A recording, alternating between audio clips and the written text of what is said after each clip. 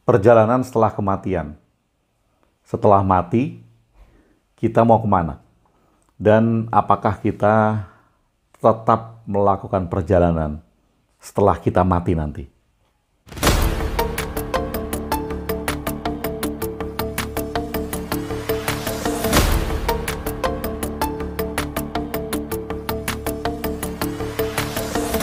Sahabat Bahtera, kehidupan setelah kematian menjadi sebuah misteri yang menarik sepanjang masa.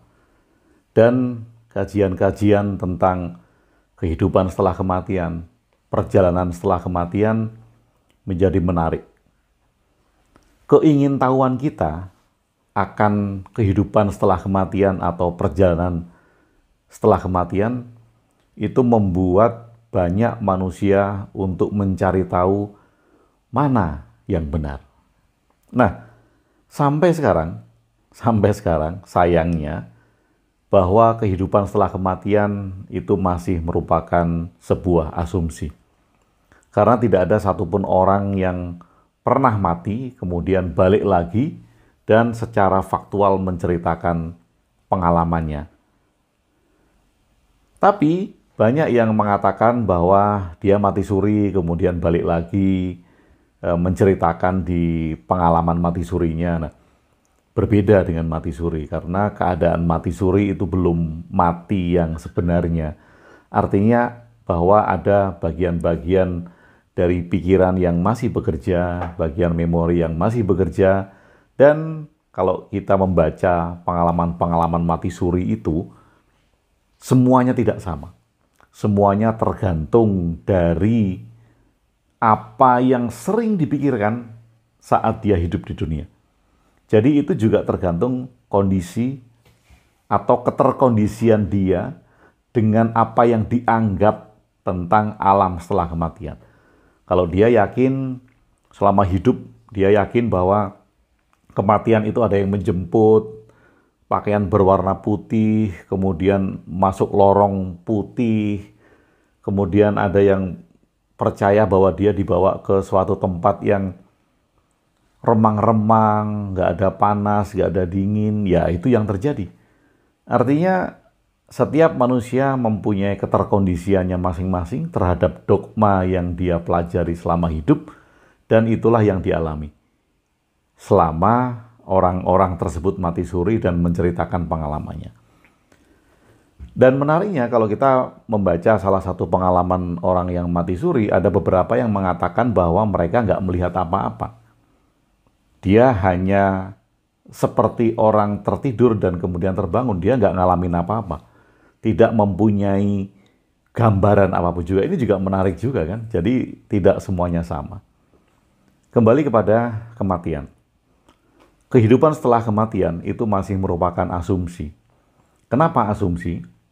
Karena kita selalu bertanya, kalau kita hidup kemudian kita mati, tentu setelah itu akan ada perjalanan selanjutnya.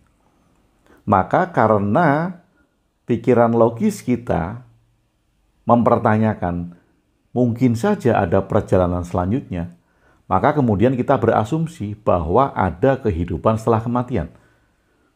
Nah, dari asumsi itu, asumsi adalah kebenaran yang belum terbukti benar karena masih menduga-duga, ada kehidupan setelah kematian, ini asumsi.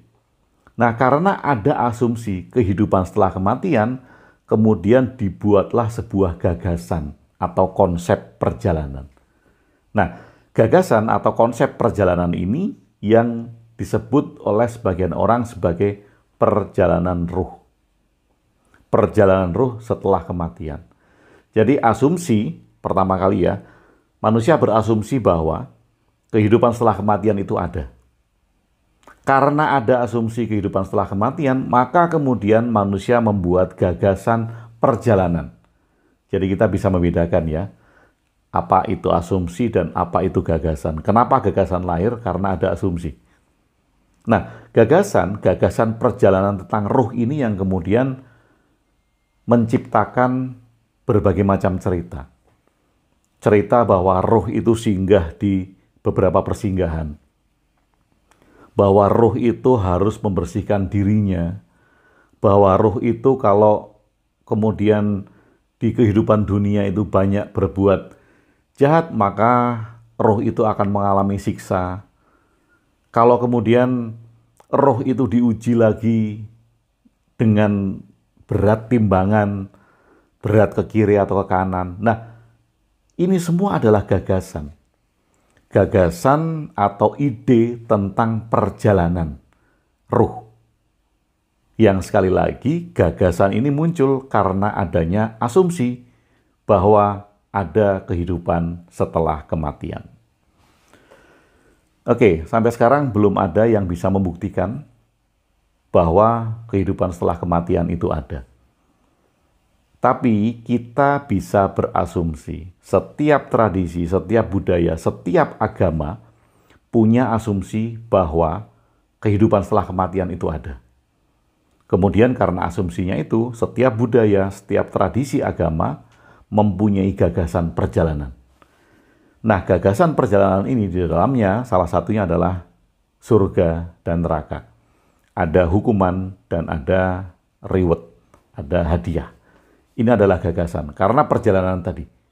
Perjalanan yang mempunyai ide akan sebuah tujuan yang dicapai setelah kematian.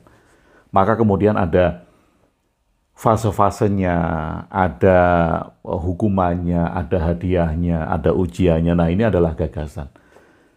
Oke, karena semua orang yang mengatakan kehidupan setelah kematian itu adalah asumsi, sekali lagi karena tidak ada fakta bahwa kehidupan setelah kematian itu ada.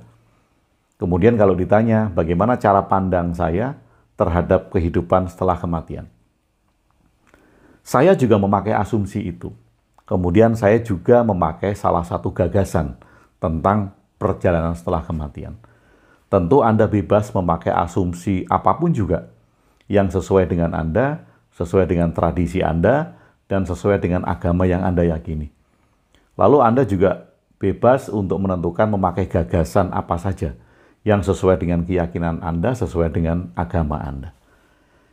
Bagi saya, karena kematian itu masih merupakan kehidupan setelah kematian, maksud saya, masih merupakan asumsi, maka saya mengasumsikan bahwa kematian itu adalah looping kehidupan, loop.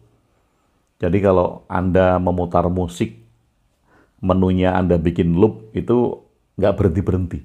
Setelah selesai dia mengulang dari awal, setelah selesai dia mengulang dari itu looping. Nah, kematian bagi saya adalah looping kehidupan. Jadi ketika seseorang itu mati, death, terakhir, menghembuskan nafas terakhir, terjadi looping. Dia mengalami kehidupan yang baru. Dia mengalami kehidupan yang sama sekali baru. Nah, ini akan terjadi terus. Sehingga ada sebuah slogan, bukan slogan ya, tetapi perkataan yang mengatakan bahwa hidup ini abadi. Yang mati adalah tubuh kita. Tetapi kehidupan itu adalah abadi karena dia looping. Tubuh kita mati, kemudian dia masuk di dalam satu kehidupan yang dia bangun sendiri selama hidup. Dari mana kehidupan itu masuk? Atau bangunan kehidupan itu seperti apa gitu? Dia menciptakan kehidupannya sendiri lewat pikirannya. Dan kita masuk di dalam hologram pikiran kita sendiri. Nah, karena saya mengasumsikan bahwa kehidupan ini adalah kehidupan yang tidak berujung, kehidupan yang abadi, yang terus-menerus, maka kematian itu merupakan looping. Nah, perkara tentang cerita-cerita bahwa di akhir kehidupan pada saat manusia mau mati itu ada yang sakit, ada yang tidak. Ini kaitannya adalah dengan kemelekatan. Tidak ada kaitannya dengan looping, tapi kaitannya dengan kemelekatan. Apapun itu, bila kita melekat dengan salah satu hal, maka kita akan sulit melepaskan. Sesimpel itu kok. Jadi kalau kita melekat dengan harta, maka kita akan sulit melepaskan harta. Kita melekat dengan materi, kita sulit melepaskan materi. Maka di semua seluruh tradisi ajaran agama, dan ajaran tradisi budaya, melepaskan kemelekatan itu menjadi satu ajaran yang harus dilatih terus-menerus. Nah, karena ini looping, maka kemudian terjadi gagasan juga. Terjadi ide atau gagasan perjalanan. Yang sangat saya sukai, yang cocok dengan saya adalah perjalanan tentang skema pelepasan. Skema pelepasan ini adalah bagaimana cara kita melepaskan bagian-bagian yang kita miliki sekarang. Saat hidup kita punya bagian fisik, kita punya bagian energi, kita punya bagian pikiran, kita punya bagian intelijensia, dan kita punya bagian spiritual. Jadi saat hidup itu kita memakai 4 bagian tersebut. Fisik kita pakai, energi kita pakai, mind kita pakai, intelijensia kita pakai. Spiritual yang terakhir. Nah, ini nggak kita bahas karena ini merupakan area yang kita semua belum tahu. Pada saat kita mati, berarti kita melepaskan tubuh fisik. Tubuh fisik lepas, kita masih memakai tubuh energi, mind, intelijensia, dan spiritual tadi. Nah, orang Jawa mempunyai filosofi bahwa kematian itu harus diperingati di dalam hari-hari tertentu. 7 hari, 40 hari, 100 hari, dan 1000 hari. Oke, 7 hari, 40 hari, 100 hari, dan 1000 hari. Nah, ini kaitannya dengan skema pelepasan tadi. Bahwa setelah tubuh fisik kita selesai, dia baru akan melepaskan tubuh energi di hari ke-7. Jadi dia hidup di tubuh energi selama 7 hari. Kemudian dia baru bisa melepaskan lapisan pikiran itu di hari ke-40. 40 hari. Dia terikat dengan itu di 40 hari. Kemudian dia baru bisa melepaskan lapisan intelijensia itu di hari ke-100. 100 hari. Kemudian terakhir adalah 1000 hari atau 3,5 tahun kira-kira. Dia kemudian baru bisa melepaskan tubuh spiritualnya. Nah, ini adalah standar ya. Artinya standar yang dihitung-hitung oleh orang Jawa bahwa kematian itu ada 7 hari, 40 hari, 100 hari, dan 1000 hari. Nah, mungkin saja kalau keterikatan seseorang ini besar dengan tubuh energi, maka dia tidak hanya 7 hari. Dia bisa setahun, bisa 2 tahun, bisa bahkan puluhan tahun. Belum melepaskan yang lain. Bukan 7 hari, tapi berpuluh-puluh tahun. Nah, kalau di satu lapisan saja berpuluh-puluh tahun, maka bagaimana dengan lapisan pikiran? Bagaimana dengan lapisan intelijensia? Bagaimana dengan lapisan spiritual? Tapi sekali lagi, ini adalah gagasan. Gagasan sebuah perjalanan. Yang timbul karena asumsi bahwa kehidupan setelah kematian itu ada. Kita tidak menolak tentang asumsi, kita tidak menolak tentang gagasan. Kenapa? Karena itu kita pergunakan dengan tujuan bahwa kita bisa memperbaiki tindakan-tindakan kita selagi kita masih hidup. Asumsi itu ada agar kita berbuat baik selagi hidup. Gagasan itu ada agar kita bisa melepaskan kemelekatan selagi kita hidup. Jadi selagi kita hidup, karena ada gagasan perjalanan tadi, kita belajar. Belajar untuk tidak melekat terhadap energi kita, belajar untuk tidak melekat terhadap pikiran kita, belajar untuk tidak melekat terhadap intelijensia kita, belajar untuk tidak melekat terhadap spiritual kita.